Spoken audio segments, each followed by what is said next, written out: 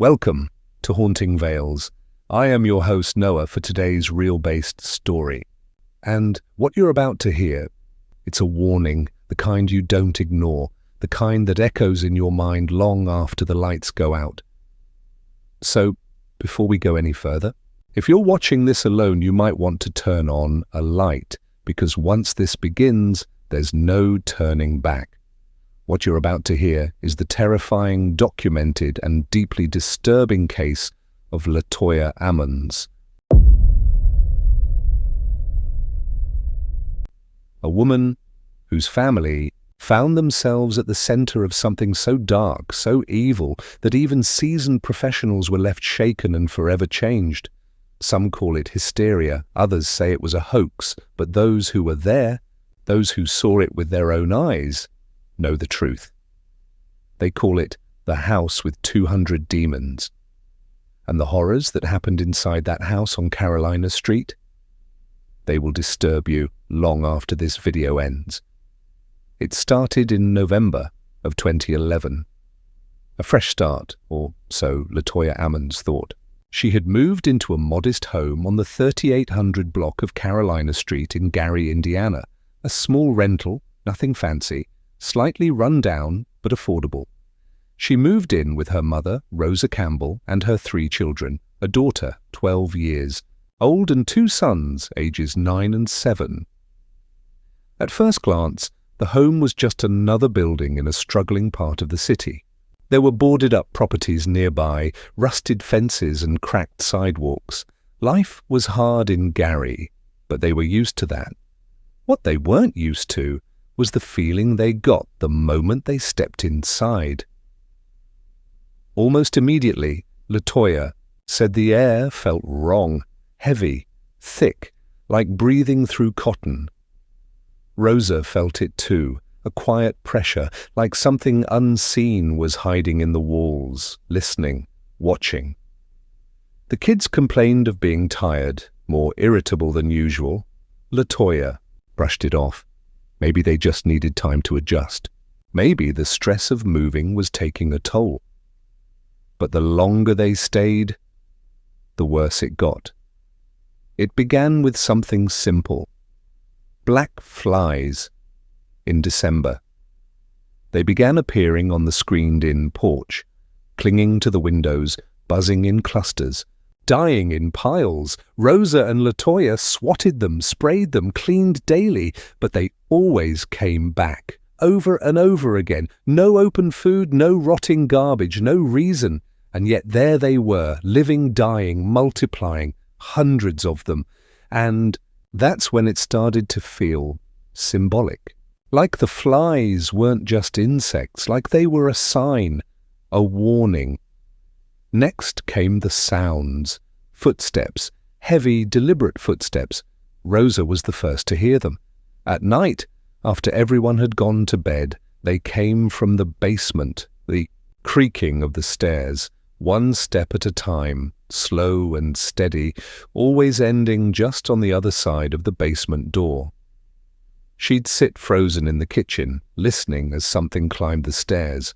But when she worked up the courage to open the door, nothing was there. The stairs would be empty. The basement cold and still. But that thick feeling, that weight in the air, it was always stronger after the footsteps.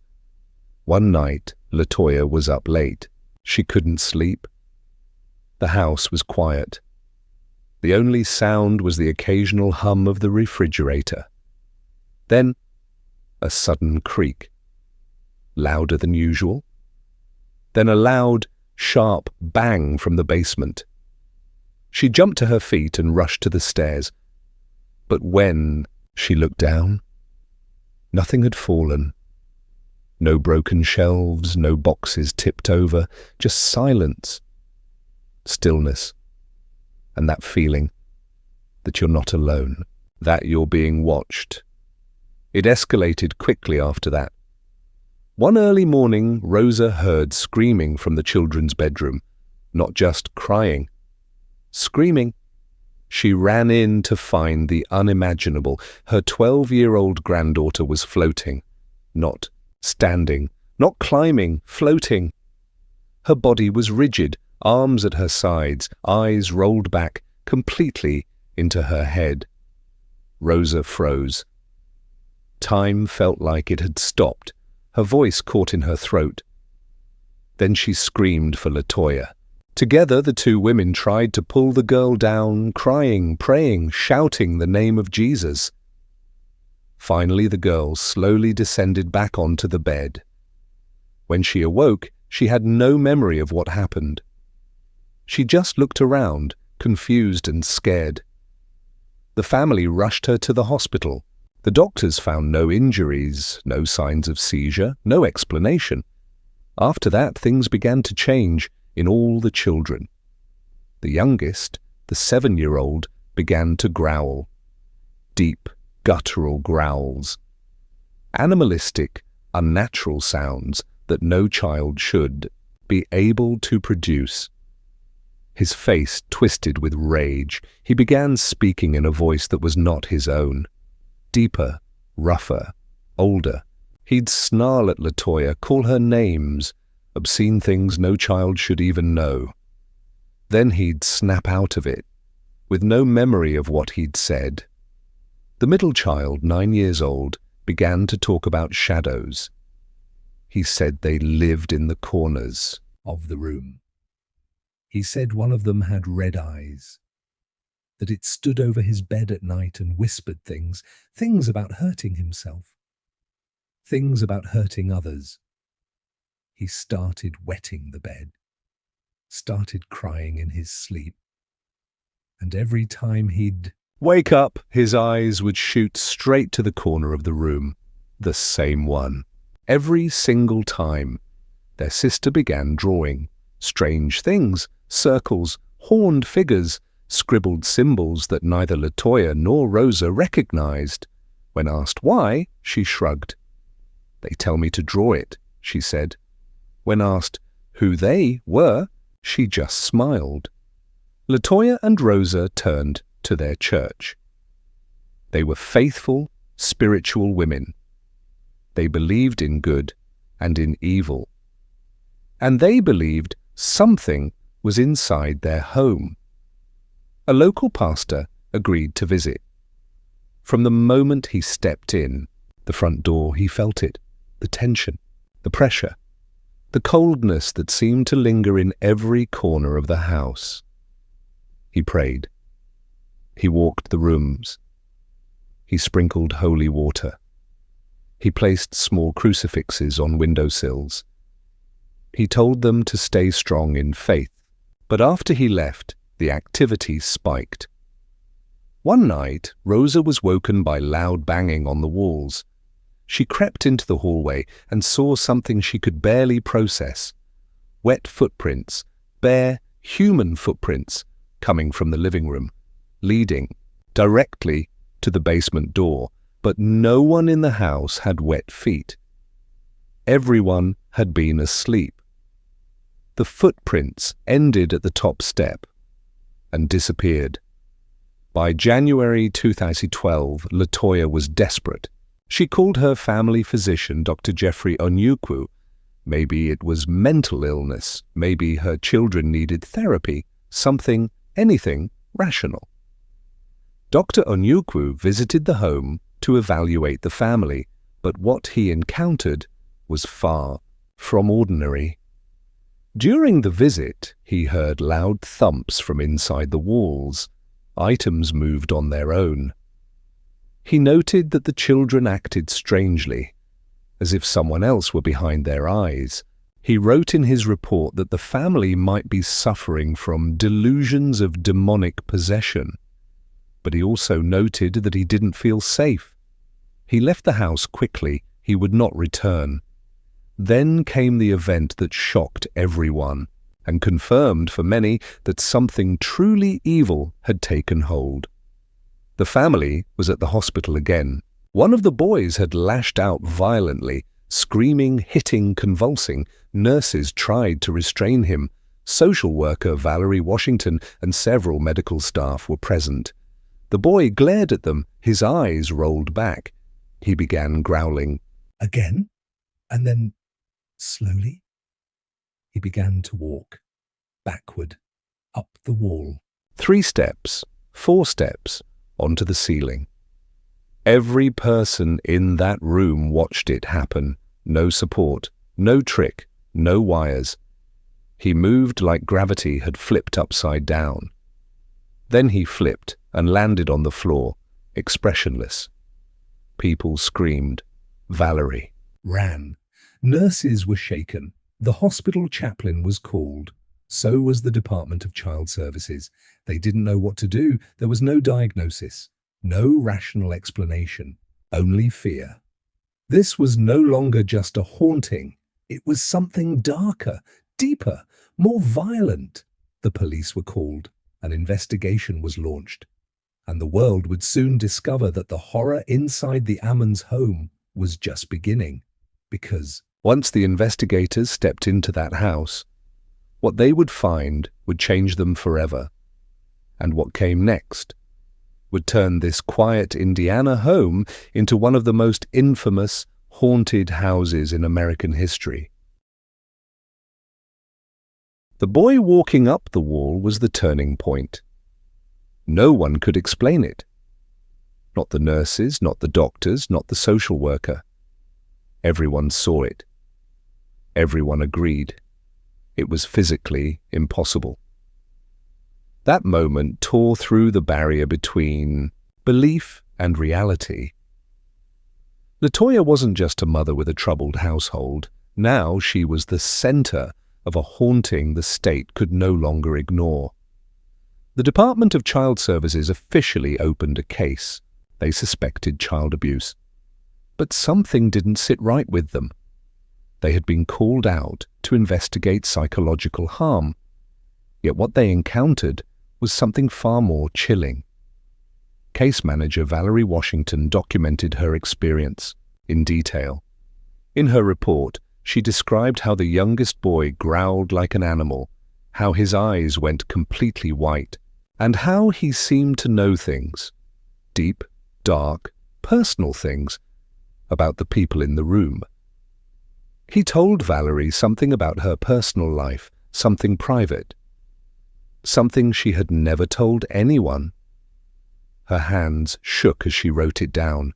The children were temporarily removed from Latoya's custody. CPS said it was for their own safety. But even then, the activity didn't stop. In fact, the terror seemed to grow, like the demons had been stirred awake and now they were hungry. Latoya and Rosa returned to the house alone. But they were no longer silent victims. They wanted answers. They wanted help. And they weren't afraid to go public. They reached out to local clergy, psychics, paranormal investigators, anyone who would listen. Word of the haunting spread fast. Then it reached a man named Father Michael Maginot. Father Maginot was a seasoned Catholic priest, level-headed, rational. He didn't believe in the devil under every bed, but something about the Ammons case pulled at him. So he agreed to meet the family. What he encountered would test his faith in ways he never imagined. When Father Maginot stepped into the Ammons house, he said the darkness was immediate. He described it as a spiritual pressure, a heaviness in his chest, the sense of being unwelcome. He sat with Latoya and Rosa and listened. They described the footsteps, the levitation, the black figures, the growling voices. He asked them to pray with him. And during that prayer, Rosa began to convulse. Her body shook violently. Her voice dropped into a deep, guttural tone. She screamed out, but the words were incomprehensible. Then the blinds in the room suddenly snapped closed. Father Maginot looked around. No wind, no draft, nothing that could have caused it. He left that day with a firm conclusion. This family was under spiritual attack, and they needed an exorcism. But that wasn't something the church took lightly. It required approval. evidence, documentation. So Father Maginot did what few priests are ever asked to do, but he began an official investigation, and he invited law enforcement to witness it. Enter Captain Charles Austin of the Gary Police Department. He was a veteran officer known for being tough and no-nonsense. He didn't believe in ghosts. He thought this whole thing was ridiculous. But still, he agreed to accompany Father Maginot and a couple other officers to the Ammons home just to rule out fraud. He would come to regret that decision for the rest of his life. As soon as they entered the house, the temperature dropped. It was the middle of the day, warm outside, but inside, the air was frigid. They started in the basement. That's where the worst activity seemed to happen. There they found a dirt floor beneath the stairs, an odd feature in an otherwise modern basement. It looked disturbed and as if something had been recently buried. They dug into it and found a woman's press-on fingernail, a piece of women's underwear, a political campaign pin, a lid from a small cooking pot, a pair of white panties. All of it buried in the dirt. It looked like some kind of ritualistic burial, a spell, a curse, something left behind on purpose. As they documented the findings, one of the police officers took photos. He later reported that his camera malfunctioned. Repeatedly in the house, batteries drained instantly. Images came out blurry, distorted. One image showed a cloudy white figure in the basement. Another showed a face, faint but present, peering out from the shadows behind a pillar. The team reported hearing banging, whispering, movement upstairs even though no one was there. One officer placed a digital recorder in a quiet room. When they played it back, they captured a voice, faint and sinister, whispering, "Get out." That night, Captain Austin went home and looked through the photos he had taken. One, in particular, froze him in place. It was a shot of the front window. Inside was a shadowy figure, tall, broad-shouldered, staring back at the camera. No one had been standing there when the photo was taken. He showed it to other officers. They confirmed what he already knew. Something had been watching them. Something had shown itself. After that visit, Captain Austin admitted he was no longer a skeptic. He said plainly, "I am a believer now." Meanwhile, Father Maginot compiled his evidence and sent it to the bishop. He requested permission to perform a minor exorcism. Surprisingly, it was granted. During the ritual, he prayed over Latoya, sprinkled her with holy water, and used blessed oils. She convulsed. Her voice deepened. She cursed at him in a voice that was not her own, but he continued, unwavering. Still, it wasn't enough. The disturbances continued. The family was living in constant fear. Finally, the church authorized a major exorcism, the kind you only read about in horror novels. Father Maginot performed it on Latoya over 3 separate sessions. Each time, she would scream, convulse, and speak in strange languages, but each time he pressed on. He invoked God, the saints, Archangel Michael. He demanded the demons leave after the final session. Something shifted. The house went quiet. Latoya said she felt a weight lift from her chest. The children, now reunited with her, stopped exhibiting signs of possession. No more growling, no more red-eyed figures, no more drawings or shadow people. It was as if the nightmare had finally ended. In 2012, Latoya moved her family out of the Carolina Street house permanently. She wanted nothing more to do with it. The property stood empty for months. No renters, no buyers. People were too afraid. Eventually, in 2014, the house caught the attention of someone else. Someone known for his obsession with the paranormal. Zach Baggins, the host of Ghost Adventures. He bought the property for just $35,000. He wanted to investigate it for himself. He wanted answers. What he found confirmed everything. Zach's team spent several nights inside the house. They reported violent energy spikes, voices, sudden illnesses. One cameraman collapsed unexpectedly. Another had a mental breakdown. Zach eventually boarded the entire house up. No one was allowed inside. Then in 2016, he demolished it. Gone, reduced to rubble. Some say it was an act of mercy. Others say it was to contain what was inside, so it couldn't spread. Because what happened inside that house, what lived inside that house, was real. Not a hoax, not a trick. Real, and if you think the story ends here, you're wrong. Because evil like that doesn't just disappear. Sometimes it follows you. When the bulldozers finally tore down the infamous house on Carolina Street, most people believed that the nightmare had come to an end. The physical structure, the place where unimaginable horrors had unfolded, was now reduced to a pile of rubble, a vacant lot scarred by the memories of what had once transpired there. For Latoya Ammons and her family, it was meant to be a fresh start, a chance to leave the darkness behind and reclaim their lives. But as often happens in stories of true evil, things are never quite that simple. Latoya Ammons didn't seek the spotlight. She didn't want the notoriety or the fear that seemed to follow her everywhere after the events. The family quietly relocated, moving to different towns, changing their routines, hoping to bury the past under layers of normalcy and silence.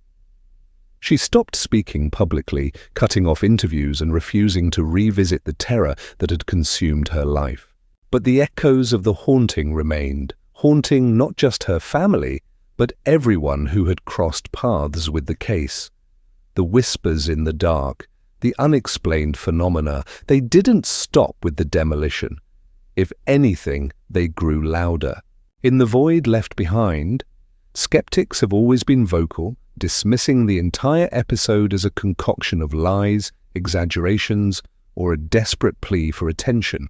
It's a hoax, they say, a family in crisis, manifesting their stress in dramatic ways.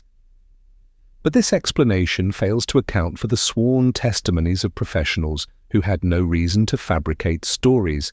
The doctors who saw a child defy gravity, the police officers who felt an unseen presence watching their every move, and the priest who risked everything in an attempt to expel an evil far beyond his comprehension.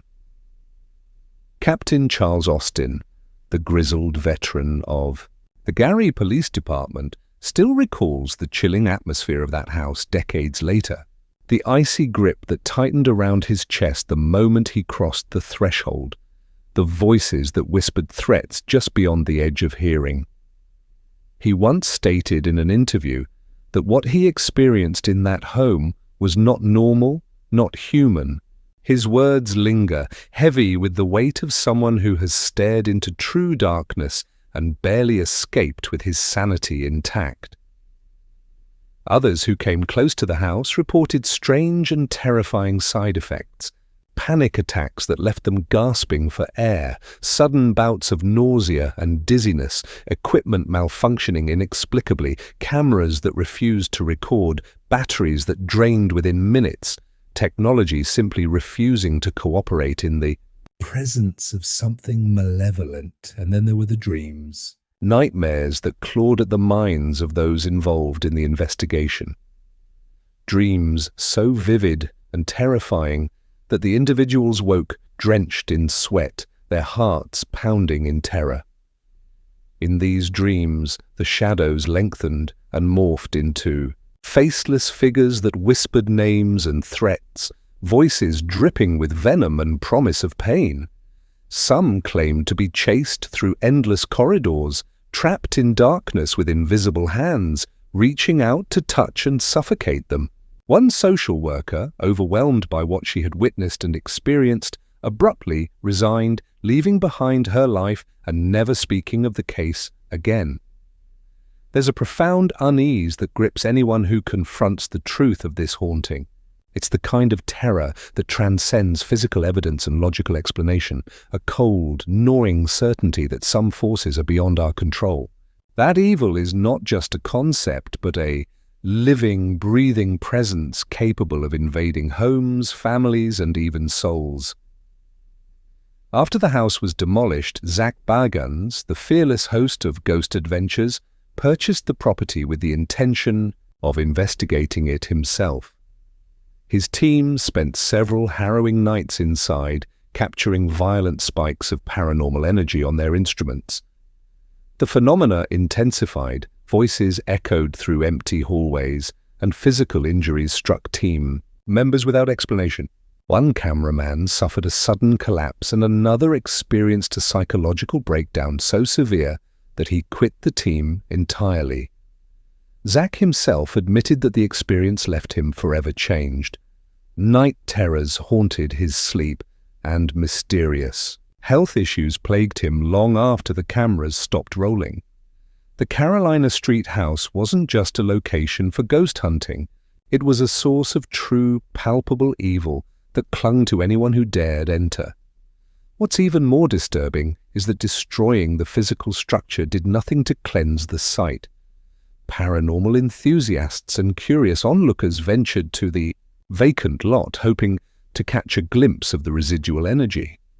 Many came away shaken, reporting sensations of being watched, sudden drops in temperature, and even encounters with disembodied laughter echoing from the void. One visitor recounted how his car refused to start after parking near the lot, mechanically sound, yet stubbornly dead. Others told stories of shadowy figures glimpsed just out of the corner of their eyes, vanishing as soon as they tried to focus. The land itself seemed cursed, imbued with an evil that no bulldozer could erase. This is the nature of true darkness. It can't be destroyed by conventional means. It doesn't reside solely in wood or stone, but in the unseen realms that brush against our reality. It seeps into the earth, the air, the very fabric of a place, sometimes even into the souls of those who lived there. Theological experts, paranormal investigators, and psychologists have all tried to make sense of the Ammons case. Skeptics argue it was mass hysteria, a family in crisis projecting their fears outward. Psychologists suggest dissociative episodes and psychological trauma explaining the bizarre behavior, but none of these theories fully account for the extraordinary evidence, the photos capturing shadowy apparitions, the recordings with disembodied voices, and most hauntingly, the defiance of physical laws witnessed by medical professionals. Others believe it was a poltergeist phenomenon, an entity attracted to the family's pain and trauma, feeding off it and growing stronger with each terrifying episode. But even this explanation seems insufficient when considering the sheer number of manifestations and the violent nature of the occurrences. Then there is the chilling possibility that what plagued the Ammons family was no ordinary spirit, but a demon or a legion of demons. Latoya herself once confided that a psychic told her the house was infested with as many as 200 demons, hundreds of malevolent entities, each feeding off the others, weaving a complex web of terror that no single exorcism could fully unravel. The Bible speaks of demons in legions, evil spirits capable of possessing not just individuals, but entire families, bloodlines, and even communities. Could the Ammons family have been targeted, chosen by darkness to endure a nightmare beyond human comprehension? Or was it the house itself, a place that harbored ancient evil, waiting patiently for new victims? Some argue that it wasn't just the house that was haunted, but the family itself, that once the evil latched onto their bloodline, it followed them wherever they went, invisible and relentless. This thought is far more terrifying than any shadow on a wall, for it suggests that no place is truly safe, that some darkness travels with us, unseen and undeterred. It leaves us with uncomfortable questions. If true evil can follow a family, invade their lives and consume their sanity, then what hope do any of us have? How can we protect ourselves when the darkness can hide in the corners of our own homes, waiting for the moment when we are most vulnerable? Have you ever felt a sudden chill in a warm room, heard footsteps echo down an empty hallway, felt a presence watching you when you were completely alone? Most people brush off these experiences, chalking them up to imagination, drafts, or faulty wiring. But what if these moments are not accidents? What if they are signs, warnings? What if something unseen has already noticed you? What if the whispers in the dark are meant for you? If this story has left a cold shiver running down your spine, then you are not alone. That means you are awake. You are alert to the possibility that evil walks among us, patient and watchful. Because make no mistake, this wasn't just a haunting, it was a message, a warning. Evil doesn't always announce itself with thunder or fire. Sometimes it comes quietly, subtly, whispering in your ear when you least expect it, waiting until your defenses are down, until the walls you build to protect yourself crumble. It waits until your child begins speaking to someone unseen, until the footsteps aren't just the house settling, until the shadows stretch longer and the night feels heavier. The story of the Ammons family is more than an isolated event. It's a reminder of the darkness lurking just beyond our understanding. And if you ever find yourself facing that darkness, remember this: you are not alone, because whatever haunted the Ammons family may be watching still, waiting, lurking, and it doesn't forget. Thank you for watching. My name is Noah, if you've stayed with me through this story. Thank you for your courage. Please like, subscribe, and share this with someone who loves stories that keep them awake at night. But be careful what you wish for, because sometimes simply talking about demons is enough to summon their attention. Sleep tight,